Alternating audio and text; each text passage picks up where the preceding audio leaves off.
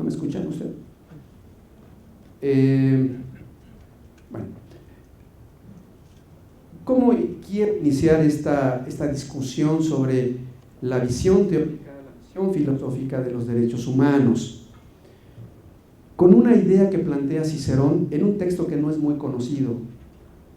Se llama La República o Sobre la República.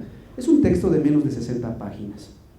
Yo les recomendaría que cuando tengan tiempo pasen o compren en la librería, porque es uno de los más importantes tratados en la antigüedad sobre lo que es el derecho, vinculado a la política. No voy a hacer aquí la referencia porque no voy a terminar. Nada más les voy a decir el primer párrafo, que es emblemático. Dice el amigo Cicerón: ¿cuál es la diferencia entre la filosofía actual, imagínense Cicerón, con la filosofía antigua, los griegos?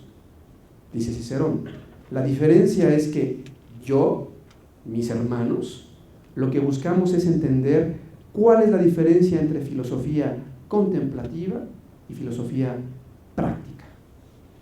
Y justamente yo así quiero comenzar ya de lleno esta discusión, esta charla. Podemos encontrar una relación entre una teoría y una praxis. ¿Lo podemos hacer? Podemos hacer que la doxa famosa de los griegos, la opinión sustentada en el conocimiento, pueda relacionarse justamente con la práctica. ¿Lo podemos hacer? Cicerón dice que sí, y yo digo que sí. No les voy a explicar lo de Cicerón porque me tardaría años, porque es un libro que considero emblemático, pero esta gran discusión, filosofía contemplativa y filosofía práctica, es muy atingente al tema que nos convoca el día de hoy. Quiero demostrarles a ustedes que no hay buena práctica sin una buena teoría, que la teoría es eso. No sé si ustedes leyeron la Ilíada. En la Ilíada dice Aquiles, cuando tiene una discusión con Agamenón, lo más importante del conocimiento es que es un escudo y una espada. Tiene razón. El conocimiento es eso, es una forma de entender el mundo y sobre todo es una forma de razonar. Bueno, entonces aquí empieza este dilema que yo lo trataré, espero al final convencerlos, y igual con mi charla sea evidente, que hoy día en el ámbito de los derechos humanos requerimos inexorablemente de una teoría o del conocimiento de las teorías de los derechos humanos. Si no es así, pues no vamos a tener insumos epistemológicos para esta cuestión. Vean, hoy día lo que creo tenemos que plantear en el ámbito de los derechos humanos es esta visión legal, esta visión técnica de los derechos fundamentales, siempre aparejada de esta cuestión que Ferrajoli nos va a señalar, el tema de la garantía, el tema de la salvaguarda de los derechos fundamentales.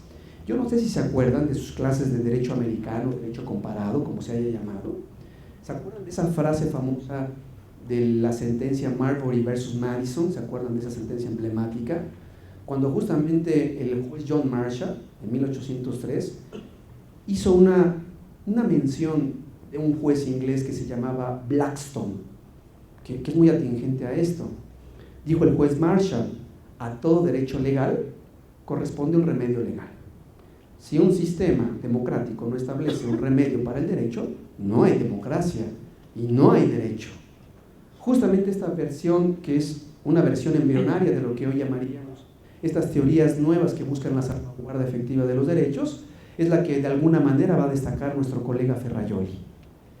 Derechos, pero sobre todo garantías, que ahorita lo vamos a señalar. Bueno, sigo muy rápido. Miren, ¿por qué quiero hablar con ustedes de esta versión, de esta tendencia del contractualismo francés? Porque normalmente en las escuelas mexicanas, obvio, vivimos en México, no se nos hace la mención como se debiera sobre la influencia que tiene el contractualismo francés. Yo les voy a recomendar algunos viejos libros, algunos nuevos, algunos viejos. Les voy a recomendar un texto que está dividido en 3 tomos.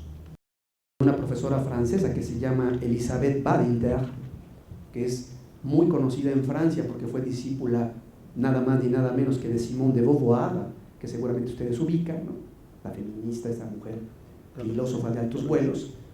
Y justamente la profesora Elizabeth Badinter tiene un libro que se llama Las pasiones intelectuales. Yo se los recomiendo este texto. Son 3 tomos. Ya están traducidos 2 en español. Los edita el Fondo de Cultura Económica. Léanlo. Porque realmente el contractualismo, el siglo de las luces, es sobre todo eso. Pasión. ¿Pasión de qué? De crear un nuevo paradigma político. O sea, a veces olvidamos la importancia que tiene todo este modelo político y filosófico. ¿Se acuerdan cuando estudiamos en la facultad? Rousseau, el contrato social. Queda bastante esmirriada, bastante escuálida la versión, porque no nos alcanzan a enseñar, a veces por omisión, a veces porque no da tiempo para el temario, que efectivamente toda esta parte del contractualismo francés es una gran pasión de grandes hombres. Rousseau, por ejemplo. Y yo les voy a recomendar algunos libros de Rousseau, que seguramente algunos han leído. El primer libro hermoso que escribió Rousseau es el del Emilio, que seguramente ustedes han escuchado en sus disquisiciones literarias. En el texto del Emilio, Rousseau dice una cosa: el hombre puede ser mejor a través de algo, la educación, que otro lo vamos a mencionar al final, el tema de la educación en derechos humanos. Y obviamente hay unos grandes textos que quiero que retomemos aquí para la discusión de los derechos humanos. El primer texto se llama El discurso sobre los orígenes de la desigualdad del hombre, que seguramente han leído. Es un ensayo muy breve, no tiene más de 100 páginas. Léanlo cuando puedan, léanlo, porque es un texto que justamente evidencia de manera embrionaria lo que Rousseau va a acabar de explicar en el contrato social. Es un libro emblemático por la factura. Lo que va a hacer Rousseau es explicarnos esta vieja idea de que el estado de naturaleza, ¿cómo era? Era un estado de naturaleza idílico, todos éramos felices, pero después viene la desigualdad. La desigualdad porque es necesaria en una comunidad, porque no todos los hombres somos iguales en el desarrollo de la comunidad política. El tema de los privilegios es un tema muy marcado en la filosofía de Juan Jacobo Rousseau. Hay hombres que aspiran a trascender, dice él, aspiran a trascender esa barrera de la ignominia y de la ignorancia, dice el amigo Rousseau. Algunos lo hacen, algunos no lo hacen. Entonces, en este texto de el discurso sobre los orígenes de la desigualdad, encontramos esta versión tan interesante de lo que son los privilegios, lo que son los derechos y sobre todo lo que es la ley natural. ¿Por qué se los digo? Porque efectivamente Rousseau nos va a dar una idea muy importante en el ámbito de los derechos y especialmente de los derechos fundamentales. ¿Saben cuál es la concepción de ley natural en Rousseau?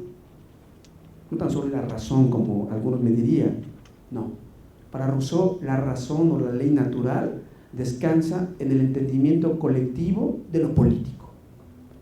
La razón o el origen de la ley natural se refiere a algo. Todos queremos participar, todos debemos convivir en una sociedad democrática. Rousseau. ¿Por qué se los digo? Porque a partir de esta visión, a partir de esta versión francesa, vamos a encontrar en todo el modelo occidental de los derechos esta herencia de que el derecho es una construcción. ¿De qué tipo? El derecho es una construcción social y a veces se olvida porque ya se los habrá mencionado en la sesión anterior.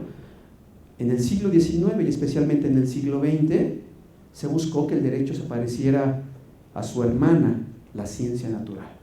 Y en el siglo XIX es cuando justamente encontramos un gran problema para la ciencia jurídica, porque la ciencia jurídica quiso parecerse, tenía, como dirían hoy los psicólogos, un problema de inferioridad, ¿no? Y la ciencia legal se quiso parecer a la ciencia natural. Y ahí es donde encontramos un gran problema. Es donde encontramos el momento donde comienzan a surgir una serie muy grande de problemas para la ciencia jurídica y sobre todo para la concepción del derecho. Porque desde el siglo XIX el derecho a qué se ajustó, a una visión enteramente legalista, ustedes lo saben. Y en el siglo XX, ¿qué pasó? Se siguió esa tradición. Pero creo que ya me estoy perdiendo, déjenme regresar un poco a la razón de ser de esta cuestión de los derechos humanos desde la visión del contractualismo. ¿Por qué lo hago? Para que justamente sea más sencilla la concepción o el conocimiento de este autor italiano, Luigi Ferrajoli.